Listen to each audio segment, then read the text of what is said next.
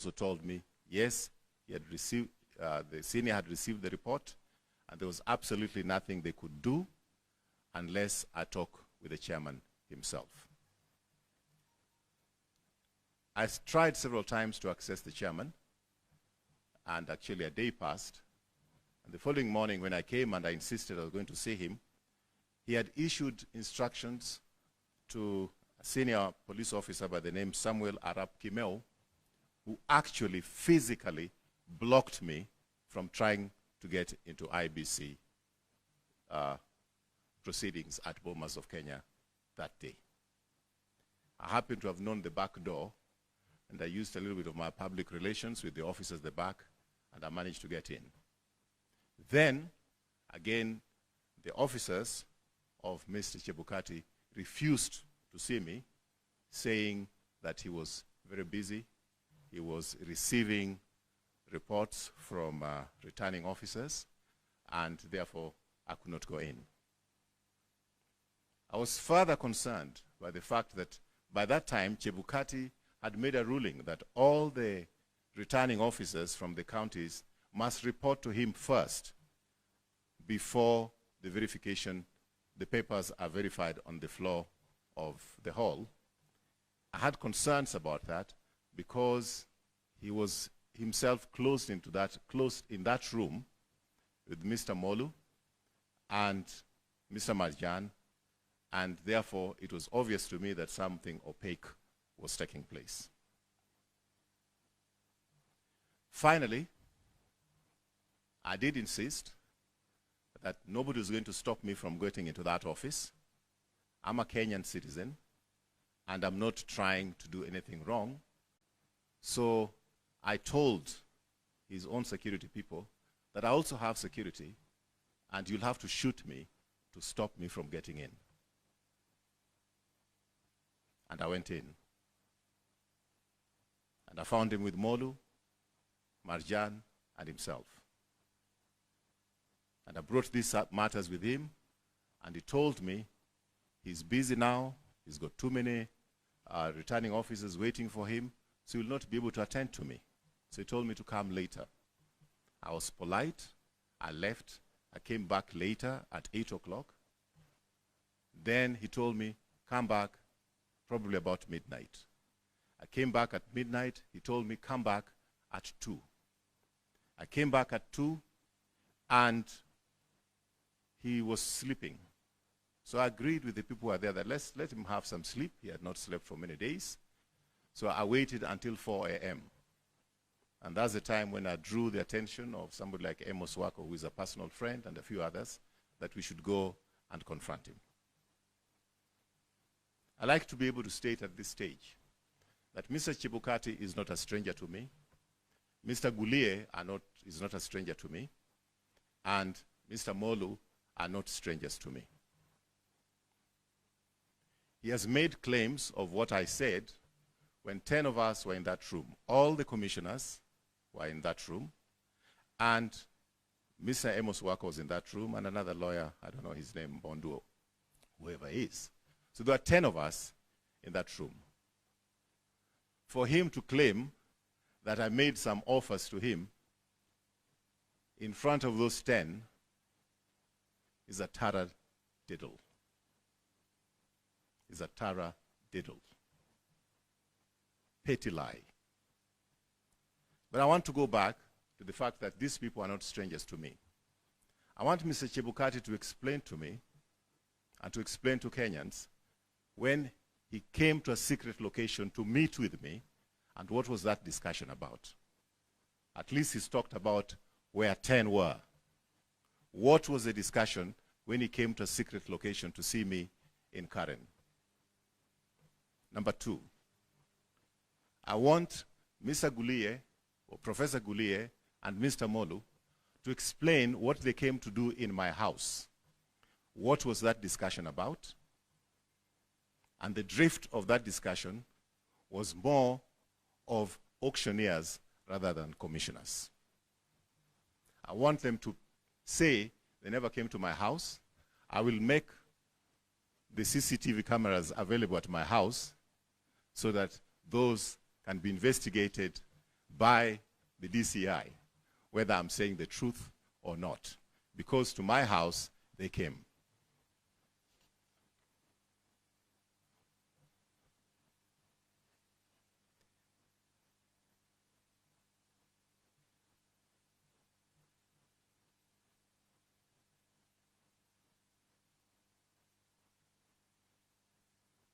I did give an account to Mr. Goulier that there was a worry that Form 34As were being changed.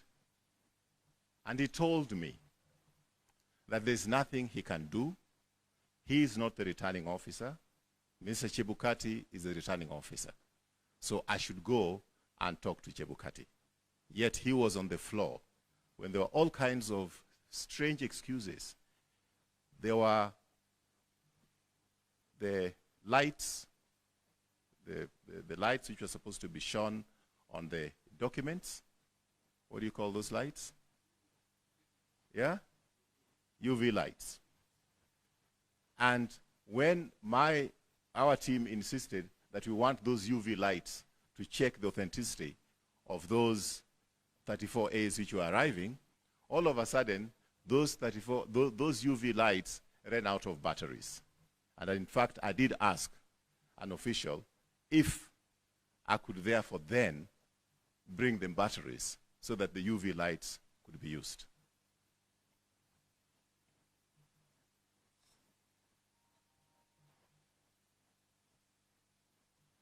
So I think that what he claimed I said when I was meeting him at 3 or 4 a.m., whatever time he says, I think there were 10 others in that room. So I think those 10 others should be able to corroborate his story. But I'd like to be able to report here that Mr. Goulier, when we were having that discussion, left to go to the toilet for a very long time. And of course, he left with his phone. And as we left that room after talking with them, the UDA officials, namely Nanok and Veronica Maina, were at the door waiting for us to leave so that they could get in. I think I'm acted within my right that if there's a complaint to be made, I should make that complaint.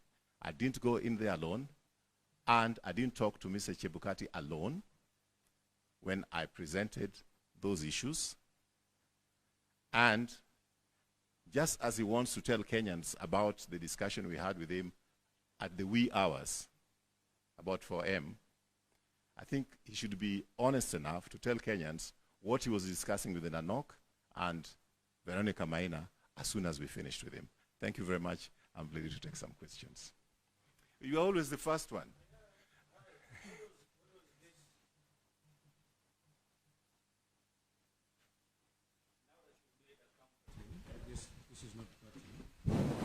Hello. Now that you've made a counterclaim of meeting Chebukati, what was the contents of that meeting at that secret location? And two, what were Commissioners Molu and Goulier doing at your house, knowing that these are very key players in an electioneering period?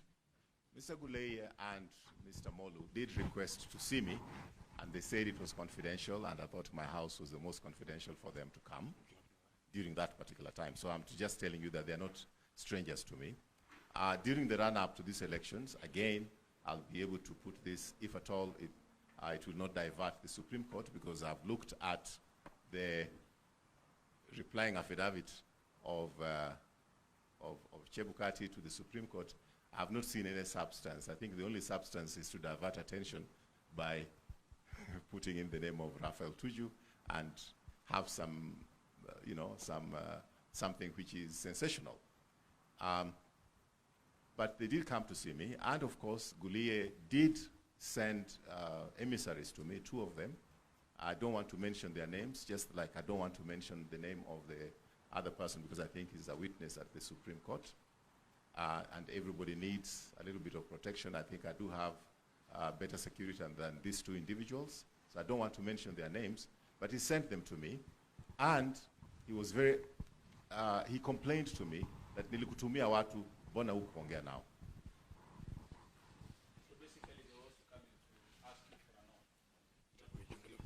Well, I just said that from my discussions previously with them, I was dealing more with auctioneers than commissioners.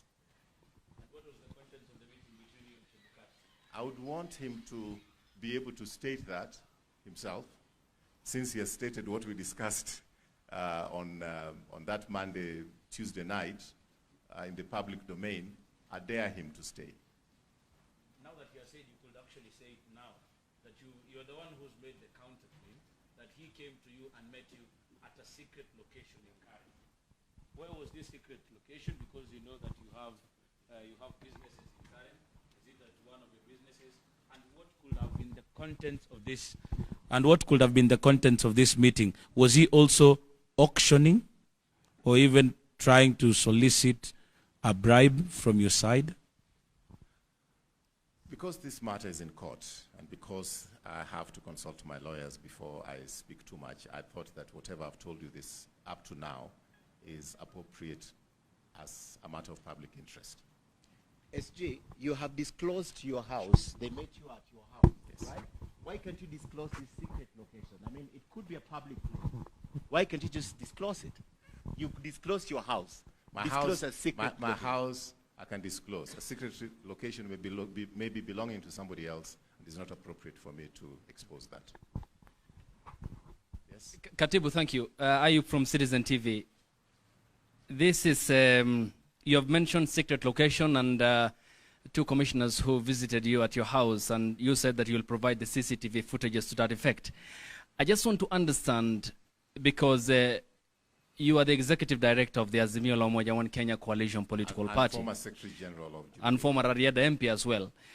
And was this prompted... And former newscaster as well. Thank you. And was this rather prompted by this affidavit? And as an aggrieved party, were Chebukati and Gulia, not to mention you in their affidavits, would you still have provided this before the court? I would not have. Why? And you feel an I'll aggrieved explain to party? you. I explain to you why. I do have, given the fact that I'm no stranger to the political arena, all right? I was there in 2017. These are people I know. These are people I've worked for. I've worked with, rather. Take, for example, the time when IBC chairman made a ruling that the parties had to reveal their running mate within a certain time. If you recall, I was in the team who went to appeal against that, and I did make a few calls to him to explain to him, and he said he had set up a meeting at IBC, so I should go there and prosecute my case in front of him and the other commissioners, and indeed, we prevailed. He did not only postpone the naming of the deputy presidential candidates for a few days, he did it for 3 weeks. So these are people that I've worked with. I'll give you another phone conversation which I had with him. I'm ready to surrender the phone logs that I have with Mr. Chebukati to DCI and anybody else, the right authority to scrutinize. In the run-up to the elections, there was the challenge of logistics. If you talk to anybody who is farming flowers or vegetables, trying to get space on aircrafts going abroad, they'll tell you that since COVID, there was always a challenge with getting aircrafts to carry a lot of cargo. So I did talk to him, and I told him, look, I just want you not to have a blind spot. Please make sure that you organize the logistics for the cargo of papers coming into the country, ballot papers coming to the country in good time, because you may just find that when you are ready to do this, there's no cargo space available in the country. So engagement with the commission is something that has been part of my job, not only now, but in 2017 as well. So I cannot go public with every discussion that we have on phone or on WhatsApp because it's not essential. But when it is essential, when now they have put an affidavit against me, taradiddle in every sense of the word, I think I'm within my right to also explain to the Kenyans my side of the story. And thank you very much. And would that be part of the content in your affidavit before the Supreme Court? You said you can detail every The aspect of it. affidavit has been, Yep. actually, I'd wanted to share the affidavit with Okay, you. okay. But right now, my lawyers are working on it. Okay. And they were not ready to give it to me so that I could share it with you. As soon as it is there, I mean, affidavit, I may decide what I want to say, but as you know, lawyers will tell you, no, you can't say that. But that's within my right to decide what I'm saying and what I'm not saying. But this bit, I felt that I should tell Kenyans. Thank you very much. Thank you. Initiated this secret meeting between yourself and Chebukati? Chebukati himself.